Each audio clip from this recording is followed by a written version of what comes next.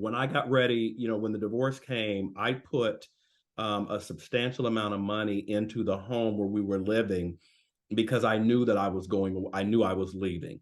And I did not want to leave behind a dilapidated, falling down house. Or honestly, I didn't want to leave around just the house that we had been living in, which was a nice house. I wanted to give my children something more. Mm. I wanted them to have something that was really special, and so I completely redid the kitchen, the living room, the dining room, and it was money I didn't have to spend, but it was important to me. Mm. And when I got ready to buy a home, I bought a home 3 blocks away. It was equidistant between me and where they were living. Literally in between the bus stop where they get off the bus, and 5 minutes one way they were at their mom's house, 5 minutes the other way they were at my house. And so I think at the end of the day, when I kind of think along the lines of, we were talking about the values, and when I kind of think along the lines of the values that I wanted to leave with my children in the divorce, the thing that I wanted them to come out of the divorce with, it extends to your actions, and your actions with how you treat their mother, how you treat them. It even extended for me to the fact that in their house, the house where we were living, there was a 55-inch Sony television in the family room. It was so important to me that they viewed it in the right way that I refused to buy anything larger than a 55-inch to go in my house. Mm. I Mm. bought a 50-inch Bravia. And some people are like, oh, you're tripping, it didn't matter. Oh, it does. To me, it matters how people view you and what you do, and how my children saw it. And if my children came from their house to my house and they saw me with a brand new car and then a 75-inch television living a life, how do they not think, wow, I guess I was really holding him back? Mm. And that matters to me. Mm. There's such an empathy in that, right? And it's not surprising given the conversation we've been having and it's on script, but that level of empathy to be able to almost put yourself in the shoes of your kids and that perception of the size of the TV or, the way they might view where you live and all that. How did you tap into that? Was it through conversations with them? Was it you just putting in that work like we spoke about of being thoughtful and trying to understand it? Because I think even a lot of well-intentioned people might not have that degree of empathy to take those types of actions, you know? Yeah. Yeah, and it certainly wasn't conversations I had with them, because to be very transparent, when divorce came to our door, I was demonized. Mm. When it came to our door, I was the bad guy, and my children saw me as the bully, picking on the weakling on the schoolyard. They saw their mother as, weaker than me. They saw me as, this bigger than life guy who had this great job and had all these choices and options, and I'm picking on their mom. Mm. And so in the beginning, they didn't even want to speak to me. Mm. For the first several months, they refused to come to my house. They believed everything their mother told them. And my sisters kept saying to me, you got to tell them your truth. You have to. And I kept saying, no, no, I'm not. Number one, I have a strong belief that you should allow children to be children. Mm. They don't need to know the depth, and they don't need to know the ins and outs of a divorce. They just don't. Or that's my belief. And so I just said, I believe in time, as I continue to be the man that I am, that they will see who I really am. It might take a year, it might take 5, it might take 10, but as long as I'm true to who I really am, they will see me. And so it certainly wasn't having any conversations with them. I think a lot of it kind of goes back to, um, I just took the time in my life to nurture my empathy. I took the time in my life to really care about others and how others really feel. I cared about perception. Mm. Um, it doesn't matter what I intended. What matters is how did you receive it, and that was intentional. I didn't just become that way. I want it to be that way. I want it to be that way again because I wanted the lives of people whose lives I touched to be better. I'll share this with you. When I turned 50, no, I'm sorry, it wasn't 50. When I turned 55, um, I had a moment of reflection, and I thought, it is so important to me that the people whose lives I've touched are better for it. But who are the people whose lives I touch that are not? Mm. And what about them?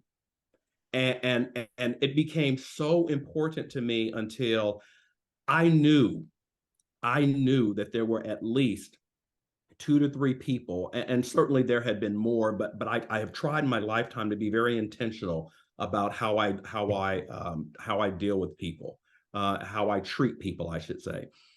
But I knew that there were at least two to three people that down through the years I've been plagued with the fact of how I treated them. Mm, Um, and at 55 years old, I made a decision that if I could find them, if I could contact them, if I could connect with them, that I would apologize.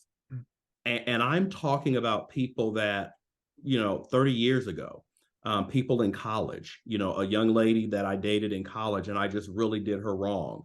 A young lady that I dated not long after college in my early 20s and I just really did her wrong. A young man that we have been friends for a long time and I abandoned him at a time when he didn't need it because it didn't fit my needs. mm, And I use Facebook, my friend Facebook, right? And I found them and I issued and I sent them messages and I said, hey, I just really need to apologize. There was nothing in it for me. I wasn't asking them for anything. And maybe there was something in it for me. Maybe there was me being absolved. yeah, yeah, I mean, so I there's always something, right? But I just say that because I think it does matter how you treat people. mm, I think it matters what kind of wake you leave behind you when you walk out of someone's life. And that is something that has just been part of who I am. mm. I'm not exactly sure where I got it. I can't sit here and tell you that I see that on full display in both of my parents. It's just something that I know that I have gravitated towards. It just matters to me. Mm. Let me ask you this first, because when you speaking about when the divorce first happened and kind of the way you were viewed and the way your kids viewed you, in light of what you're talking about, of how important it is to you to leave that positive wake, to be helpful, the value you started with, how did that feel in that moment? Like when you were going through that period before it started to sounds like start to get better, what type of toll did that take on you? How did it feel playing that role, knowing how much your kids meant to you and all that? Yeah, it was hard. And again, there were so many days when I wanted to set the record straight. There were so many days when, and let me just say this right here. I don't care who you are, and this is just my fundamental belief. No divorce is 100% anybody's fault. Mm, In any relationship, it may not be equal, may not be 50-50, but there is enough blame to go around. mhm, And so I will not sit here and try to act like I did not do anything wrong and that, there weren't, and that she didn't have good reason in some cases to say the things about me. Because she did, because there were things that I did wrong and there were ways that I treated her that I should not. Ultimately, we were just kind of going two different places. Ultimately, she wanted different things out of life than I did. And so, on the one hand, it was really hard for me to be the recipient of what I consider to be misplaced anger. I also understood that it happens that way. There are a lot of times for a lot of us, I kind of go back to my spiritual side on this one. There's a scripture that says, blessed are you when men shall revile you and persecute you and say all manner of evil against you falsely for my sake.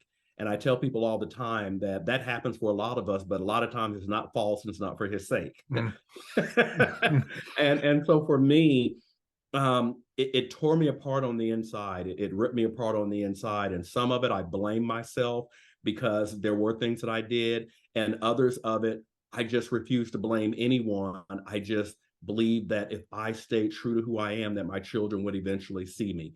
Because mm. one thing I truly believe that truth will always win out. And that as long as you're true to yourself, people will eventually see who you really are. That's why I love these conversations, because the thread of this, right where we were earlier in the conversation, that math, like that's another one of those instances where the math doesn't seem to check out. It's like, Right. Ken, no, no, no, like exactly like your sister said, go tell them. You need to, like, Right. you clearly must be suffering because of this. It's tearing your heart out. I'm sure it must have been. And it seems like such an obvious thing to say, okay, I'm gonna go set this straight. I need to get rid of this pain. I need to get rid of this discomfort. But to be able to have not only the perspective, but like the mental fortitude and the mental toughness to say, I'm going to stick this out because it's what I believe. I mean, I don't say this for hyperbole. I say that's somewhat like a superpower in some ways, right? Like Yeah. it's an amazing thing, and it makes me wonder, like, if you're being completely honest, like how do you view that? Like you mentioned a couple times, some of it came from your parents, lived experience, some of it you can't explain. Like in very simple terms, like are you just, this is going to be hard for you to answer, but I'm going to ask it anyway. Are you better than other people in that regard? Is your ability to see what matters to you and what your values are and stick to it? Do you think you've just got a gift in that you're able to do it, or how do you make sense of that? That there's so many people in the world, and I know you're not perfect, none of us Yeah. are, Yeah. that struggle with that so deeply.